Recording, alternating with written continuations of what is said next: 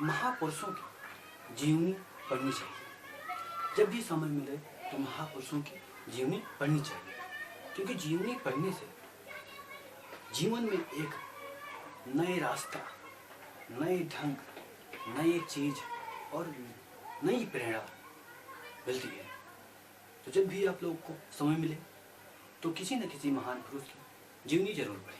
ठीक। धार्मिक सुधार आंदोलन में आज हम लोग कुछ महान पुरुषों की बात करेंगे, स्पेशली जो महाराष्ट्र से या कह सकते हैं बम्बई प्रेसिडेंसी से संबंधित है। पहले महान व्यक्ति हैं, इनका नाम है बाल शास्त्री जाम्बेकर। क्या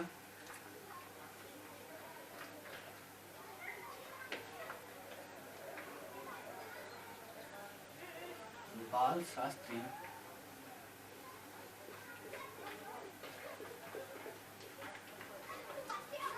जाम्बेकर।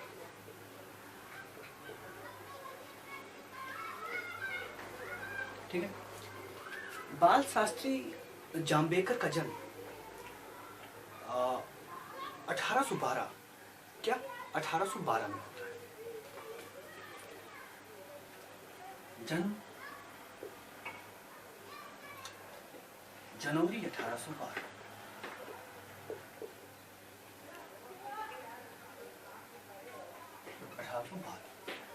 ठीक। इनका देहांत 1846। क्या इनका मृत्यु 1846। आप देख सकते हैं 42 साल ही ये जीवित रह सके। ठीक है। तो और मृत्यु कहां पर हुई? मुंबई। जन्म कहां हुआ था? कोंकण। क्या कोंकण। ठीक है। इन्हें यानी बाल शास्त्री जाम्बेकर को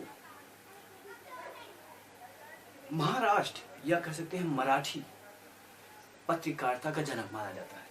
क्या मराठी पत्रकारिता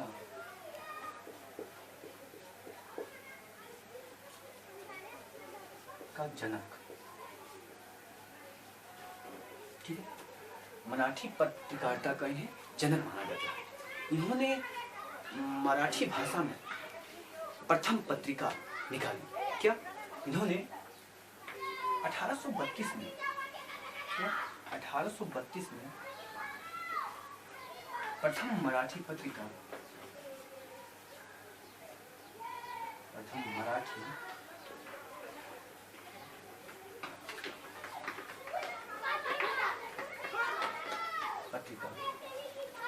दर्पण को इन्होंने निकाला। क्या थी? प्रथम मराठी पत्रिका थी, साप्ताहिक थी। क्या साप्ताहिक। ठीक है। साप्ताहिक पत्रिका थी।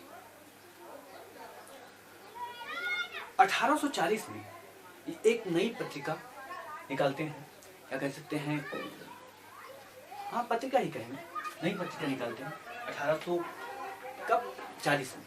उसका नाम है 1840 में एक पत्रिका निकालते हैं, उसका नाम है दिग्दर्शन। क्या दिग्दर्शन। और ये मासिक होती है, यानी मंथ में एक बार आती है। ठीक है।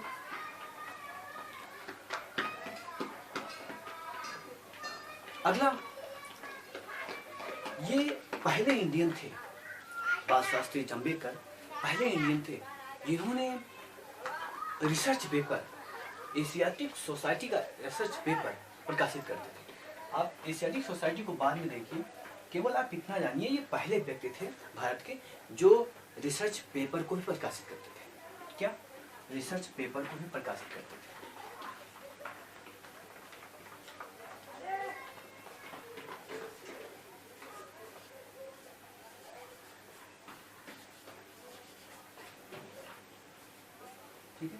प्रथम व्यक्ति थे इनमें से।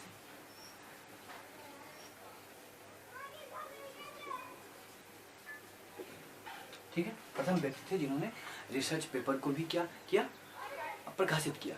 इन्होंने एक लाइब्रेरी की स्थापना की, बॉम्बे नेटिव जर्नल लाइब्रेरी। क्या, एक लाइब्रेरी की स्थापना की, उसका नाम बॉम्बे नेटिव लाइब्रेरी।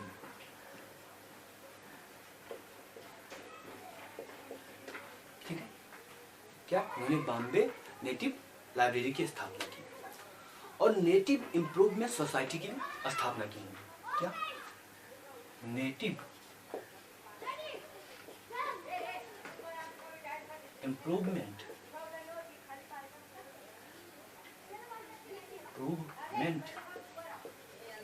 सोसाइटी। ठीक है, इतना आपको जानना है बाल शास्त्री जंबेकर के बारे में। इतिहास के संदर्भ में इतनी जानकारी आप इनके संदर्भ में आपको रखना ही चाहिए। ठीक है, तो अब देखते हैं दूसरे व्यक्ति।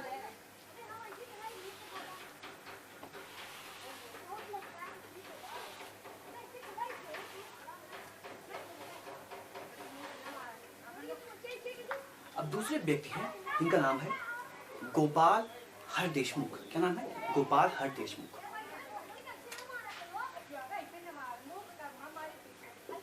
गोपाल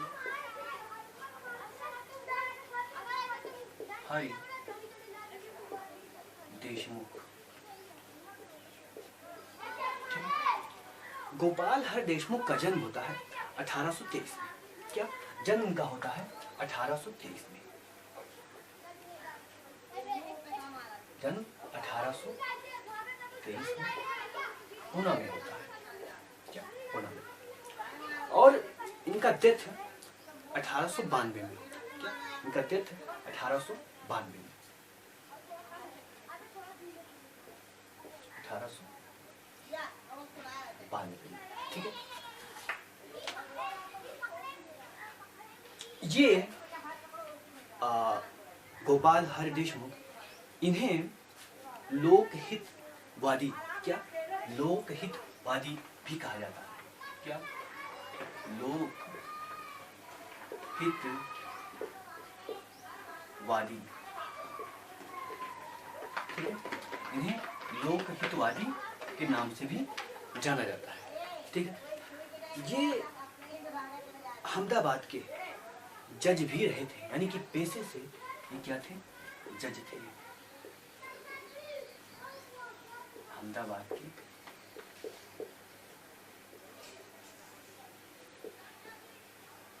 जज। ठीक, अब इन्होंने जो पत्रिका निकाली उनको हम लोग देखते हैं। क्या, इन्होंने जो पत्रिका निकाली, इनकी पहली पत्रिका जो थी, या कह सकते हैं पहली पत्रिका प्रभाकर। क्या, प्रभाकर।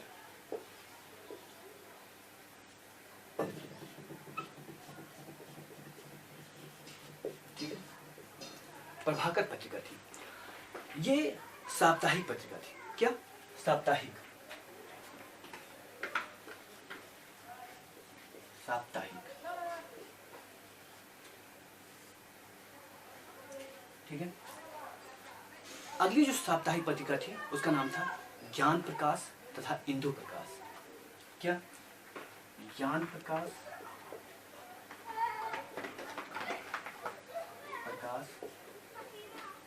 इंदु प्रकाश। इंदु प्रकाश। ठीक है, ये हितेच्छु, क्या, हितेच्छु नाम से भी साप्ताहिक पत्रिका निकालते थे। क्या, हितेच्छु।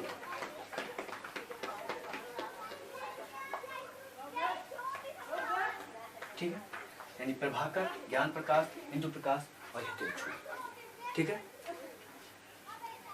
ये जो पत्रिका निकालते थे उसमें जो अपना नाम लिखते थे, पेन नेम कह सकते हैं, लोकहित वादी। क्या अपना पेन नेम क्या लिखते थे इसमें? लोकहित वादी। ठीक है, तो इतना आपको गोपाल हर देशमुख के बारे में जानना है। ठीक है, ये क्वेश्चन बार बार पूछा जाता है कि लोकहित वादी किसका उपनाम है, और इतने आप पत्रिका इनके बारे में जानिए।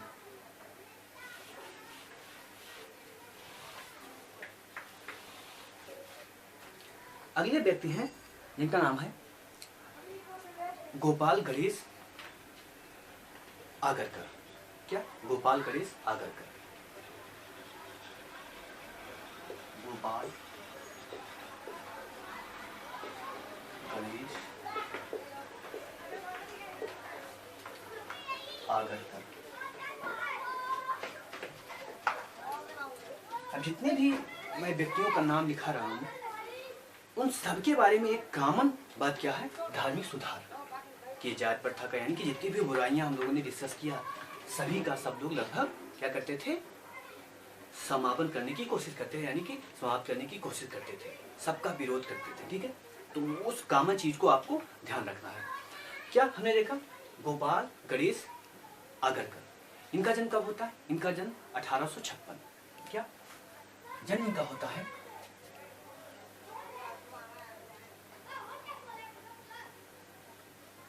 जन्म 14 जुलाई 1856। ठीक है, और कहाँ पर? सतारा में। और इनकी डेथ जो है वो कब होती है? 1895। कहाँ होता है? सतारा। मृत्यु इनकी 1895। ठीक है, कहाँ पर होती है 1895 में? पुणे में। क्या? पुणे में आपकी डेथ होती है। ठीक है, अब इन्होंने क्या क्या मुख्य काम किए इसको हम देखते हैं। पहला हम लोगों ने पढ़ा है, केवल आपको याद दिलाना है, तिलक के साथ ये न्यू इंग्लिश स्कूल की स्थापना करते हैं। क्या? तिलक के साथ, यानी बाल गंगाधर तिलक के साथ क्या? New English school.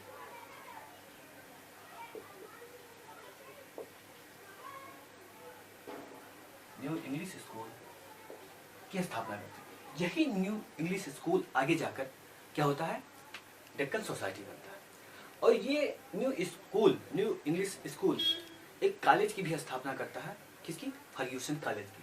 तो ये इसमें भी आप कह सकते हैं फर्ग्यूसन कॉलेज की, इसको भी स्थापित करने में इनका रोल रहा है। क्या? फर्ग्यूसन कॉलेज को भी स्थापित करने में इनका रोल रहा है।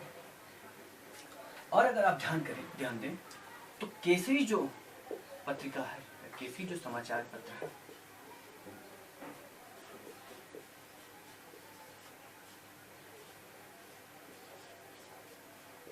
पत्र का सर्वप्रथम संपादक कह सकते हैं तो कौन थे? यही थे। उसके बाद बाल गंगाधर तिलक से केसरी जुड़ गया।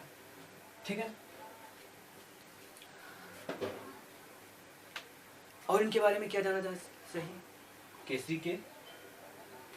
केसरी समाचार पत्र के कह सकते हैं संपादक, फर्ग्यूसन कॉलेज की स्थापना, न्यू इंग्लिश स्कूल, और इन्होंने कुछ पुस्तक लिखी, उसको भी हम लोग देख लेते हैं। क्या पुस्तक? पहली पुस्तक है जाति विभेद। क्या? जाति विभेद। ठीक है, पहली पुस्तक का है जाति विभेद। दूसरी पुस्तक है गीता तत्व। क्या? दूसरी पुस्तक क्या है? गीता तत्व। ठीक है, इतना आपको गोपाल गणेश आगरकर के बारे में जानना है। ठीक है, इतिहास के संदर्भ में इससे ज्यादा भी आप जानना चाहें तो आप क्या पढ़ सकते हैं? जीवनी पढ़ सकते हैं।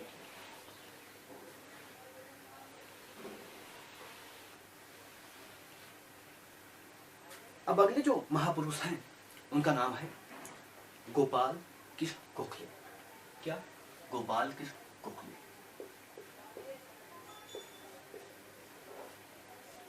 गोपाल कृष्ण गोखले।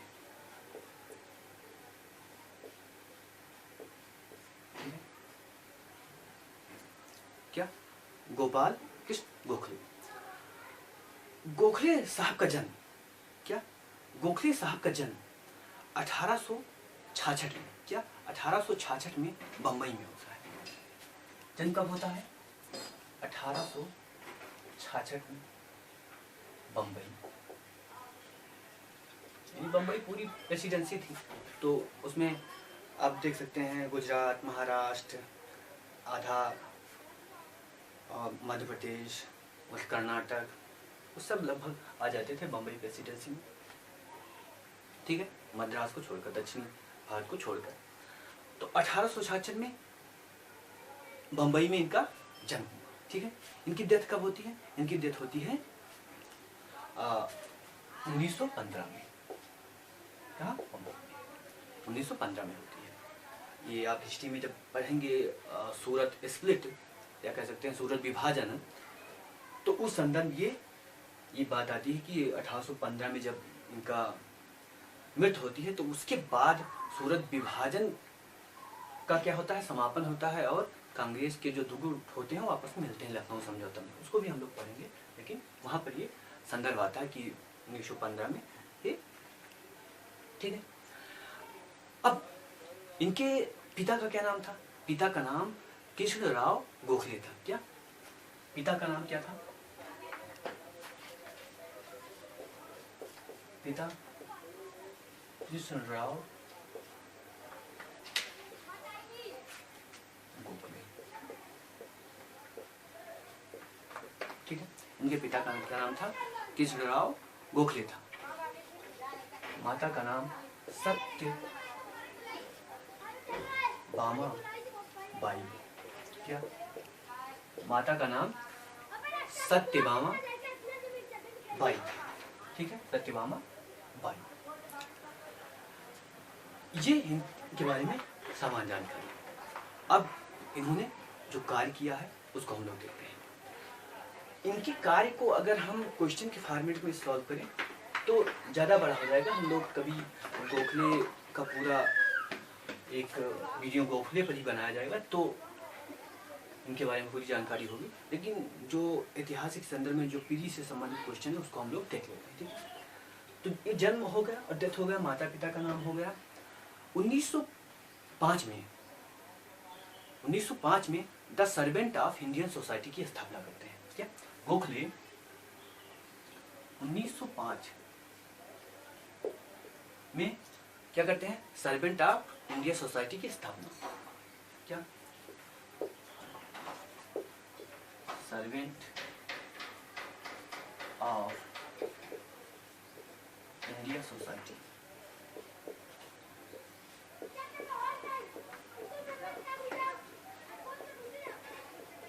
ठीक है, 1905 में इस संस्थान की स्थापना करते हैं। और इस संस्थान का लक्ष्य क्या होता है? इस संस्थान का लक्ष्य होता है कि ये क्या बनाना? ऐसा वर्ग बनाना जो देश के लिए कुछ भी कर गुजरने को क्या हो? तैयार हो। ऐसा वर्ग या ऐसा समूह बनाना जो देश के लिए कुछ भी कर गुजरने को तैयार हो। ठीक है, इसलिए इसकी क्या स्थापना हुई थी? सर्वेंट ऑफ इंडिया सोसाइटी की। ठीक है, ये एक साप्ताहिक पत्रिका निकालते हैं, उसका नाम क्या है? हितवाद। क्या? एक साप्ताहिक पत्रिका निकालते हैं,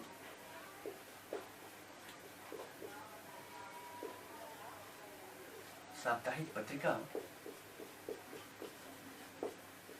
उसका नाम क्या है? हितवाद। हितवादी भी आ जाता है तो आपको ध्यान देना है। ठीक है, क्या? इनकी एक पत्रिका है जिसका नाम क्या है? हितवाद है। ठीक है, अब कभी कभी क्वेश्चन ये भी पूछा जाता है कि महात्मा गांधी के गुरु कौन थे? क्या? महात्मा गांधी के गुरु कौन थे? तो ये हितवादी अंग्रेजी में था, ये भी ध्यान रखना, कभी ये भी क्वेश्चन आ सकता है। क्या क्या पूछा जाता है? पूछा जाता है कि महात्मा गांधी के गुरु कौन थे?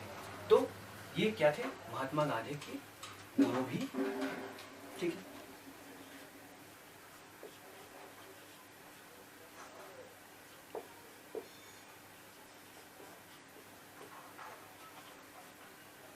महात्मा गांधी के गुरु, और महात्मा गांधी ने इनके बारे में कहा भी है कि उस समय के यानी समकालिक संदर्भ में महात्मा गांधी ने कहा है कि सबसे परफेक्ट व्यक्ति, क्या सबसे परफेक्ट व्यक्ति गोपाल कृष्ण गोखले हैं।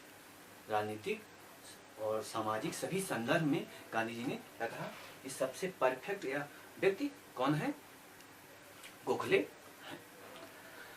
अब ये भी क्वेश्चन पूछा जा सकता है कि गोखले के गुरु कौन थे? क्या ये भी क्वेश्चन सामान्यतः पूछा जा सकता है कि गोखले के गुरु कौन थे?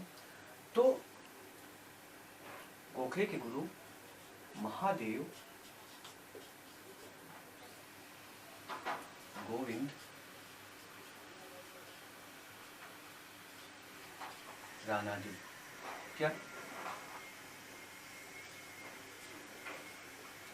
महादेव गोविंद रानाडे जो थे वो गोपाल कृष्ण गोखले के क्या थे? गुरु थे। और कभी कभी ऐसा भी क्वेश्चन आता है कि महागोविंद रानाडे या एमजी रानाडे का मानस पुत्र किसे कहा जाता है? क्या मानस पुत्र रानाडे का मानस पुत्र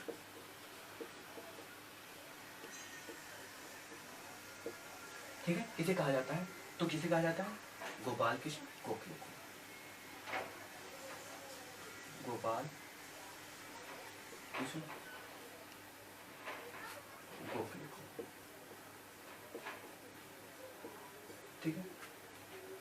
इतना आपको गोपाल कृष्ण गोखले के बारे में साधारणतः जानना, ठीक है।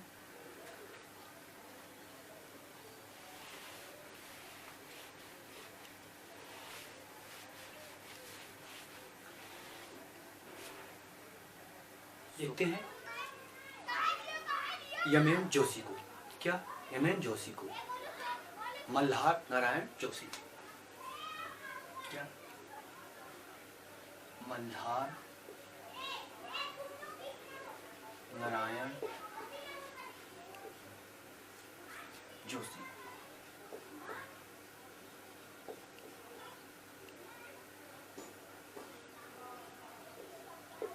बहुत छोटा छोटा टॉपिक है, बस पीढ़ी के संदर्भ में ज़्यादा इम्पोर्टेंट है। इन्होंने एक इनका भी जन्म देख लेते हैं, कब इनका जन्म हुआ था। इनका जन्म होता है 1879 में। क्या इनका जन्म 1879 में होता है, 5 जून 1879। जन्म कब होता है? 5 जून 1879 में। और इनका डेथ होता है 30 मई 1955। क्या मृत्यु इनकी होती है 30 मई 1955। ये आपको याद करने की जरूरत नहीं है, कोई जितना भी जन्म और मृत्यु दिखाया गया, केवल आपको अंदाजा हो कि हाँ इस समय के ये हैं, ठीक है। इन्होंने एक संस्थान की स्थापना की जिसका नाम था सोशल सर्विस लीग। क्या सोशल सर्विस लीग। 1905 में सोशल सर्विस लीग,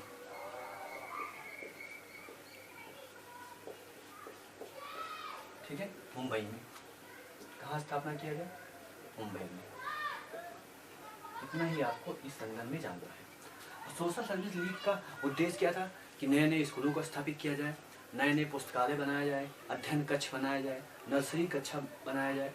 यानी ये समाज में एक सेवा करने के लिए समर्पित संस्थान था। यमेन जोशी को 1920 में अखिल भारतीय ट्रेड यूनियन कांग्रेस की स्थापक भी माना जाता है। क्या 1920 में अखिल भारतीय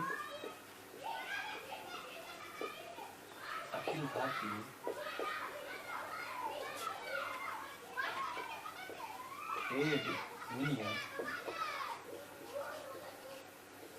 कांग्रेस, क्या अखिल भारतीय ट्रेड यूनियन कांग्रेस की स्थापना भी इन्होंने 1900 कब किया था? 1920 में।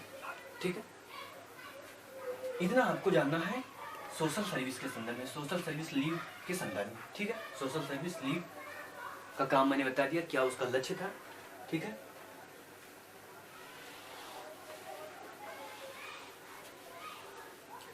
अगला जो संस्थान है, बहुत छोटे छोटे संस्थान है, केवल आपको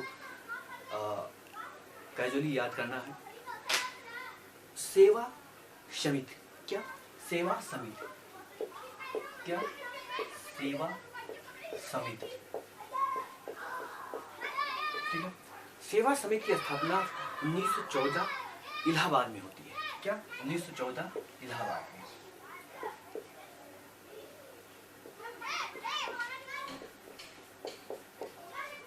ठीक है, और इसको स्थापित करने वाले हृदयनाथ कुंजरू रहते हैं। क्या हृदयनाथ कुंजरू,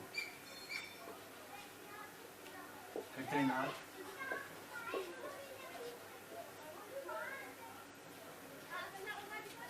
कुंजरू। ठीक है,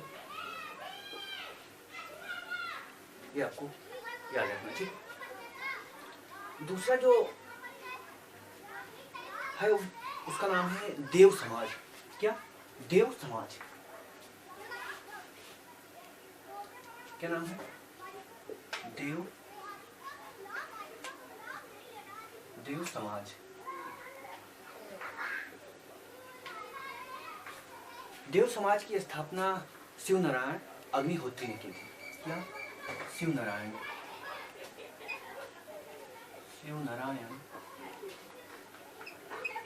अग्निहोत्री ने की थी।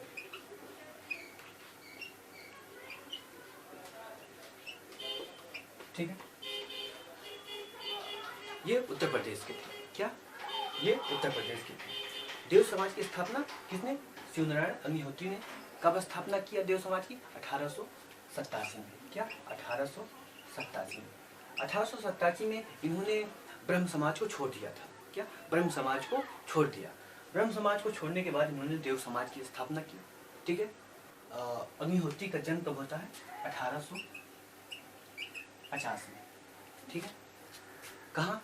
यूपी अकबरपुर, यूपी उत्तर प्रदेश अकबरपुर में। और इनकी डेथ होती है 1929 लाहौर में। क्या 1929 लाहौर में। ठीक है, क्या देव समाज की स्थापना। एक पुस्तक इन्होंने लिखी थी देवशास्त्र, उसको भी आप ध्यान में रखिएगा। क्या पुस्तक का नाम क्या है? देवशास्त्र, देवशास्त्र। ठीक, इतना आपको यहाँ पर ध्यान देना है।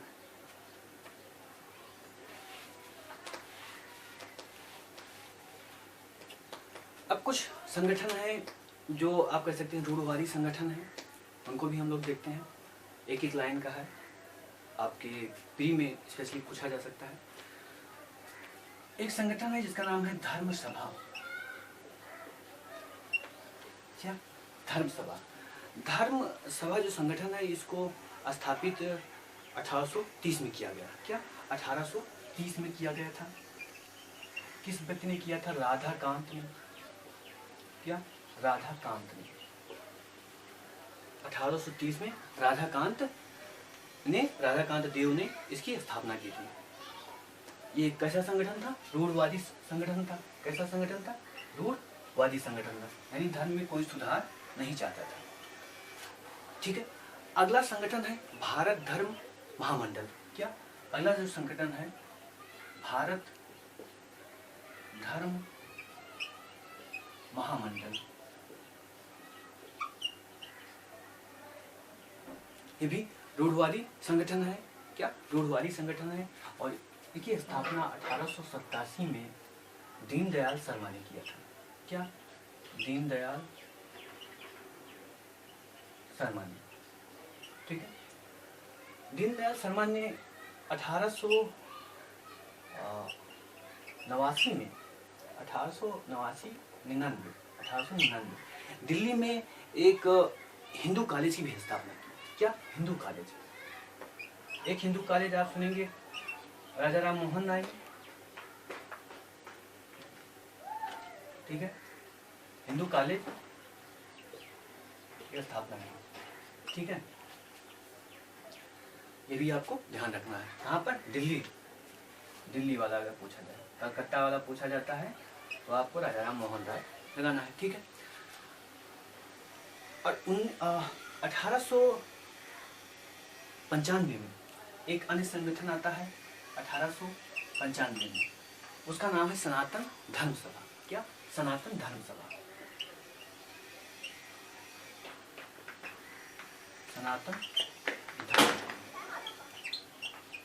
ठीक है। दक्षिण भारत में भी कुछ रूढ़वादी संगठन स्थापित होते हैं, जैसे दक्षिण भारत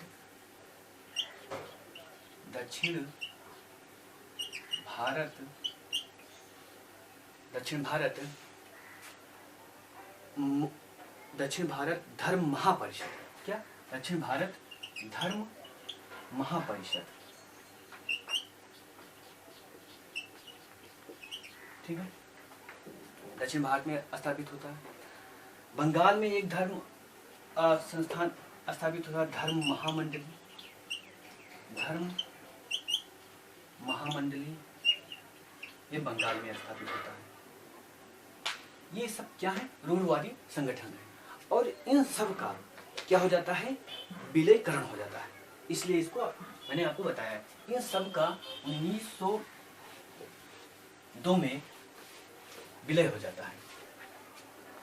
क्या? 1902 में विलय होता है। और किस नाम से? भारत धर्म महामंडल के नाम से। क्या? अब सभी मिलकर क्या बनाते हैं? भारत धर्म महामंडल। क्या बनाते हैं? भारत धर्म महामंडल, ठीक है। और इसका मुख्यालय कहाँ बनाते हैं? मुख्यालय बनाते हैं वाराणसी में, बनारस, ठीक है। इसका मुख्यालय बनारस को बनाते हैं, ठीक है। अभी हमने बताया भारत धर्म महामंडल, और ये क्या है? भारत धर्म महामंडल ही है, लेकिन वो दूसरा मूलवादी संगठन था। लेकिन अब सभी को मिलाकर भारत धर्म महामंडल हो गया, ठीक है। भारत धर्म महामंडल हमने देखा दीनदयाल शर्मा ने स्थापित किया था। कहाँ पर स्थापित किया था? हरिद्वार में, ठीक है। और धर्म सभा को हमने देखा, दक्षिण भारत महामंडली को देखा, और कलकत्ता में हमने देखा महामंडल, धर्म महामंडल। उन सबको मिलाकर क्या कर दिया गया? भारत धर्म महामंडल। और इसका मुख्यालय कहाँ रखा गया? वाराणसी रखा गया। और इसके प्रमुख कौन बने? मदन मोहन मालवीय। क्या? मदन मोहन मालवीय। मदन मोहन मालवीय। इतना रूढ़वादी संगठन की घटनाक्रम थी। और ये सब जो धार्मिक सुधार हो रहे थे, उनमें क्या ये करते थे? मतलब उसके पक्ष में नहीं थे। क्या? धार्मिक सुधार के पक्ष में नहीं थे। और एक छोटा सा पॉइंट और है, उसको भी आप ध्यान में रखिए। राधा स्वामी, क्या? राधा स्वामी आंदोलन। क्या? राधा स्वामी आंदोलन पूछा जा सकता है कभी। राधा स्वामी आंदोलन, ये आगरा के एक बैंकर व्यक्ति थे जिनका नाम था तुलसी राम। क्या? राधा स्वामी आंदोलन। क्या? आगरा के बैंकर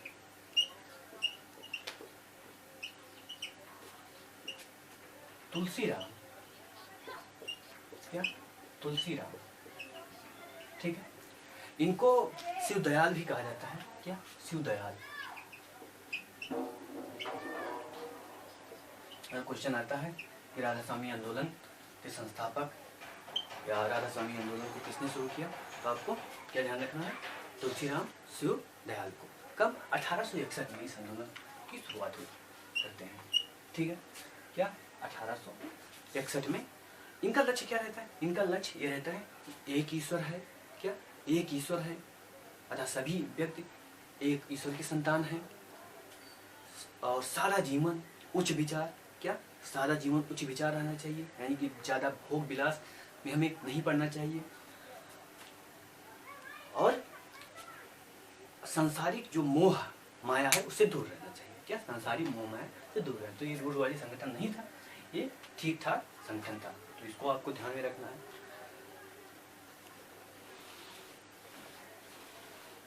दो संगठन और है, उसको भी आप पूजा सेवा सदन। क्या?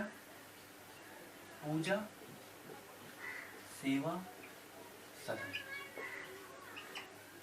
क्या? 1909 में पुणे में स्थापित किया गया। क्या? 1909 में पुणे में स्थापित किया गया। किसने स्थापित किया?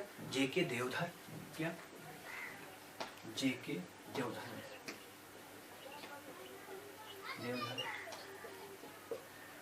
रमाबाई भी जुड़ी थी।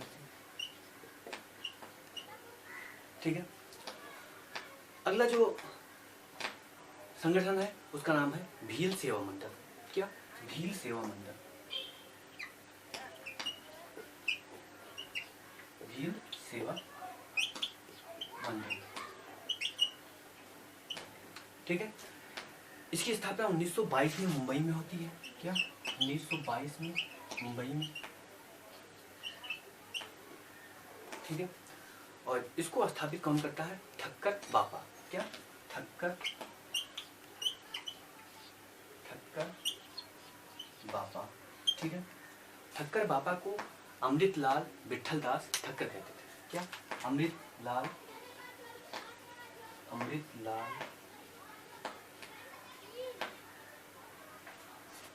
विठलदास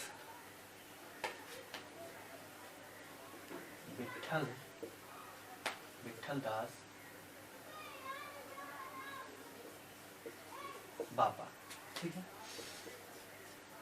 ये छोटे छोटे संगठन हैं जो प्री में स्पेशली पूछे जा सकते हैं।